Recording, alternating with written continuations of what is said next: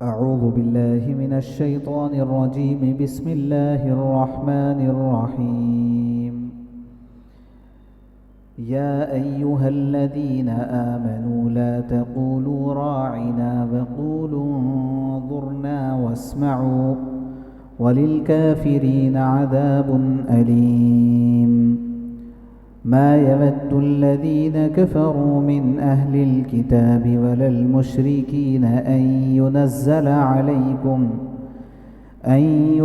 عليكم من خير من ربكم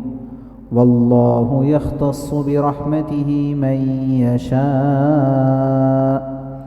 والله ذو الفضل العظيم. ما ننسخ من آية أو ننسها نأت بخير منها أو مثلها.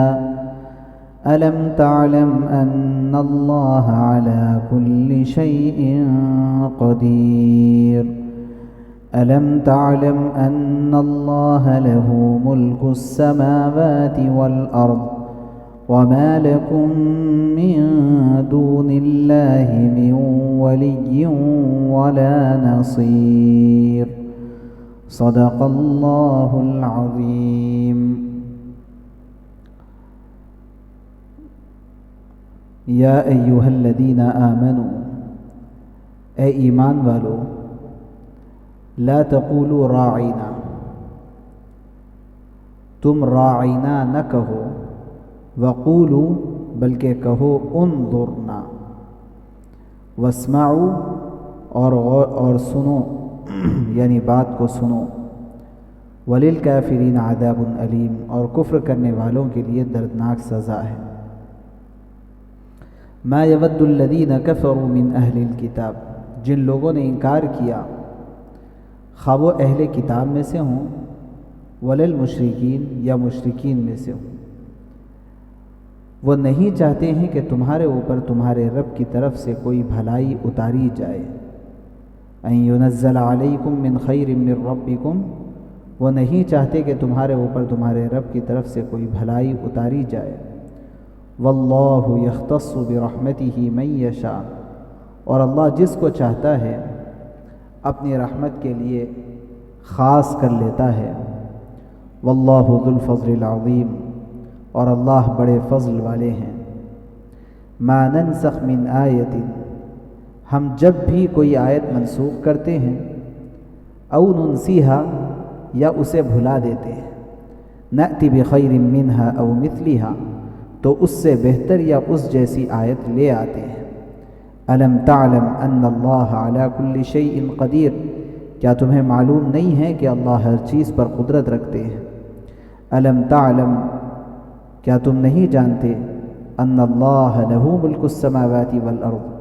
اللہ ہی کے لیے آسمانوں اور زمین کی بادشاہی ہے۔ وما لکم من دون اللہ، اور تمہارے لیے اللہ کے سوا نہ کوئی دوست ہے،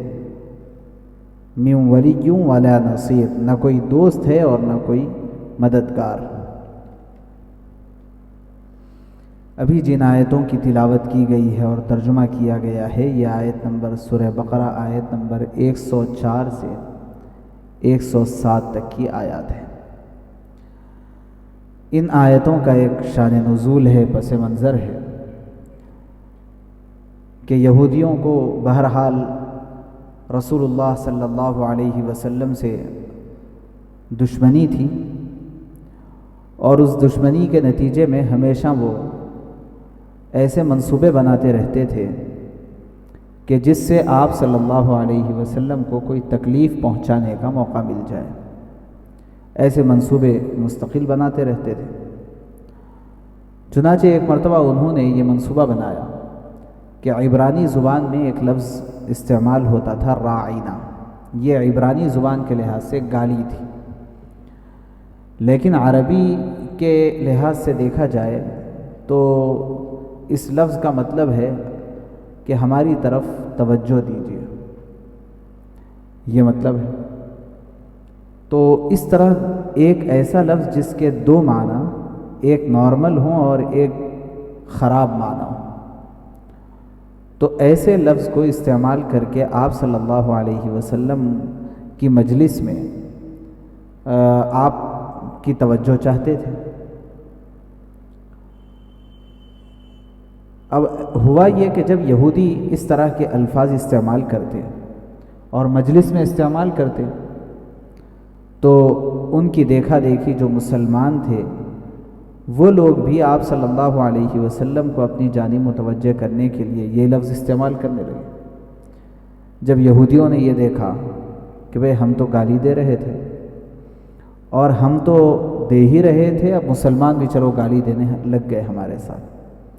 وہ دل ہی دل میں خوش ہوتے تھے اور آپس میں تبصرے کرتے تھے۔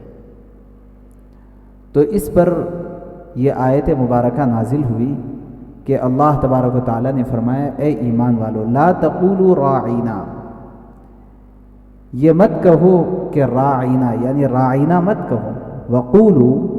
بلکہ کہو انظرنا، آپ ہمیں دیکھیے، اگر متوجہ کرنا چاہتے ہیں تو انظرنا کہو، راعینا مت کہو، مطلب دونوں کا ایک ہی ہے۔ لیکن جو لفظ راعینا ہے وہ دو معنی کا لفظ ہے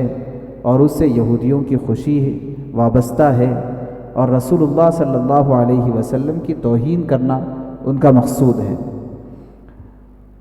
اور اللہ نے فرمایا کہ جو آپ علیہ السلام فرما رہے ہیں اس کو غور سے سنو واسمعوا، پھر آگے فرما دیا وَلِلْكَافِرِينَ عَذَابٌ أَلِيمٌ، جو کفار ہیں جو اس طرح کے غلط منصوبے بنا رہے ہیں ان کے لیے دردناک عذاب ہے۔ یہاں ایک بات ہمیں یہ سمجھنے کی ہے کہ راعینا کا ایک ترجمہ راعینا یہ بھی ہوتا ہے۔ راعینا اگر اس کو یا کے ساتھ پڑھا جائے تو چرواہا، تو یہودی آ کر کے تھوڑا سا کھینچ کر کے بولتے تھے راعینا اور اس سے مراد لیتے تھے اے ہمارے چرواہے، نعوذ باللہ۔ اور اسی کے دوسرے معنی متوجہ ہونے کے۔ تو بہرحال اس طرح سے دو معنی پر مشتمل ایک ایسا لفظ جس سے آپ علیہ الصلاۃ والسلام کی توہین ہو اور یہودی اس سے خوش ہونے کا موقع مل جائے، اللہ نے اس سے منع فرما دیا۔ اس سے ایک ضابطہ نکلتا ہے، ایک اسلامک رول اس کے ذریعے سے نکلتا ہے، وہ یہ ہے کہ کوئی بھی ایسا لفظ یا کوئی بھی ایسا حکم جو اپنے ظاہری اعتبار سے تو مباح ہے، جائز ہے، لیکن اس حکم پر عمل کرنے کے نتیجے میں اندیشہ یہ ہے کہ ایک ناجائز کام تک لوگ پہنچ جائیں گے، تو وہ جو جائز تھا اس جائز سے بھی روک دیا جاتا ہے۔ اس کو شریعت کی اصطلاح میں سد ذرائع کہا جاتا ہے۔ جیسے آپ یہاں دیکھیں گے مسلمان تو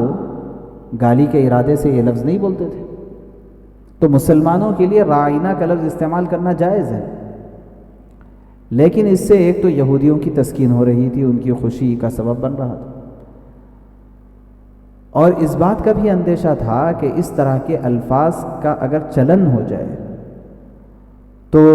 اس کے نتیجے میں رسول اللہ صلی اللہ علیہ وسلم کی توہین ہوگی، اور جس کے دل میں آپ علیہ الصلاۃ والسلام کی توہین ہے تو وہ ایمان والا نہیں ہو سکتا، وہ شریعت پر عمل نہیں کر سکتا، بلکہ جب تک آپ کی عزت اور احترام اس کے دل میں نہیں ہے نہیں ہو سکتا۔ تو کوئی ایسا کام جو اپنی اصل کے اعتبار سے تو جائز ہے لیکن اس پر عمل کرنے کے نتیجے میں کوئی ناجائز کام تک راستہ نکل جاتا ہے تو اس جائز کام کو بھی ناجائز قرار دیا جاتا ہے۔ اس کی ایک مثال ہمارے اپنے ان علاقوں میں اگر کوئی شخص قبر کی زیارت کرے تو جو قبر کی زیارت کا معاملہ ہے آپ سب کو معلوم ہے کہ وہ مسنون ہے۔ رسول اللہ صلی اللہ علیہ وسلم نے بھی قبروں کی زیارت کی ہے اور قبروں کی زیارت کرنے کا حکم دیا ہے، اس کی تعلیم دی ہے۔ اب یہ جو قبر کی زیارت کے جو آداب ہے وہ آداب کا لحاظ ہونا چاہیے، بھئی جائیں وہاں پر آپ جو ہے قبر سے اور قبر والے سے دعا مانگنا آپ کو نہیں ہے، اس سے کوئی حاجت پوری کروانا نہیں ہے، بلکہ ان کی عالم برزخ کی سہولت کے لیے اللہ سے دعا کریں،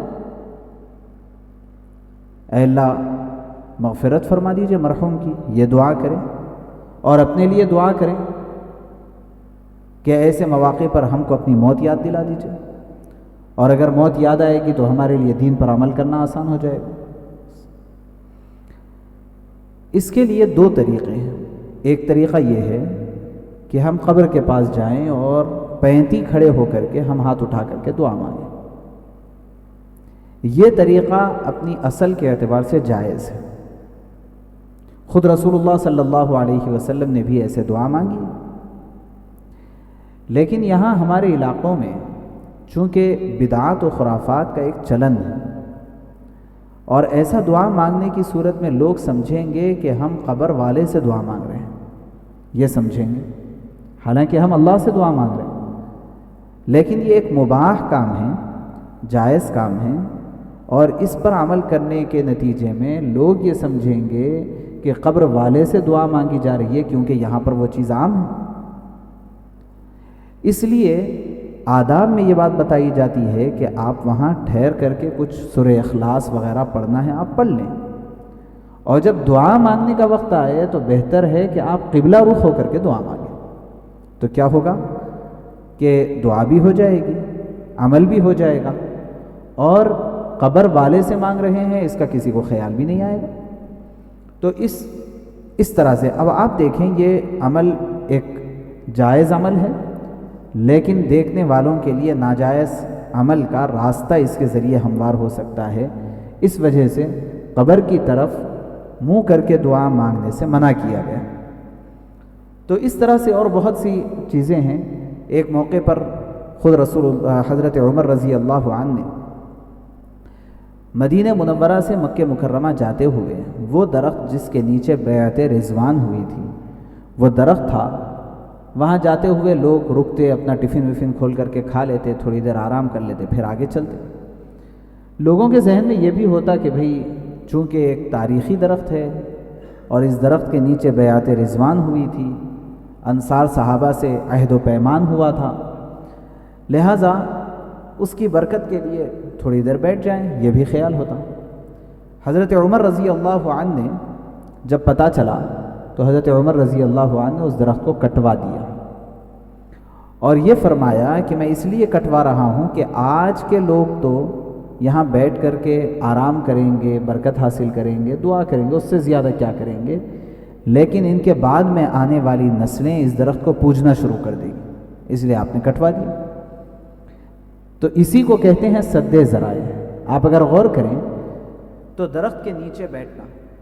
اور وہاں پر تھوڑی دیر کے لیے آرام کر لینا کوئی برا کام نہیں تھا، اور اگر نیت یہ ہو کہ بھئی آپ علیہ الصلاۃ والسلام بھی بیٹھے تھے یہاں پر تو ٹھیک ہے، کوئی برا کام نہیں ہے، لیکن آگے چل کر کے اس کے ذریعے اس بات کا اندیشہ ہے کہ لوگ شرک و بت پرستی میں مبتلا ہو جائیں، اس سے بھی منع کر دیا گیا اور وہ درخت کو کٹوا دیا گیا۔ تو بہرحال اس آیت مبارکہ سے یہ ایک اصول نکلتا ہے، اس کے اوپر شریعت کے بہت سارے مسائل متفرع ہیں۔ مستقل پیچھے سے یہودیوں کی شرارتوں کے بارے میں بات چل رہی ہے، اور یہ بھی یہودیوں کی ایک شرارت تھی۔ اللہ تبارک و تعالیٰ نے آگے فرمایا ما يود الذين كفروا من اهل الكتاب ولا المشركين ان ينزل عليكم من خير من ربكم، جن لوگوں نے انکار کیا خواہ وہ اہل کتاب میں سے ہوں یا مشرکین میں سے ہوں، وہ یہ نہیں چاہتے ہیں کہ آپ کے اوپر آپ کے رب کی جانب سے کوئی بھلائی اتاری جائے، یعنی یہود و نصارہ اور مشرکین یہ نہیں چاہتے ہیں کہ آپ صلی اللہ علیہ وسلم پر قرآن پاک نازل ہو، آپ کے پاس حضرت جبریل علیہ السلام آئے۔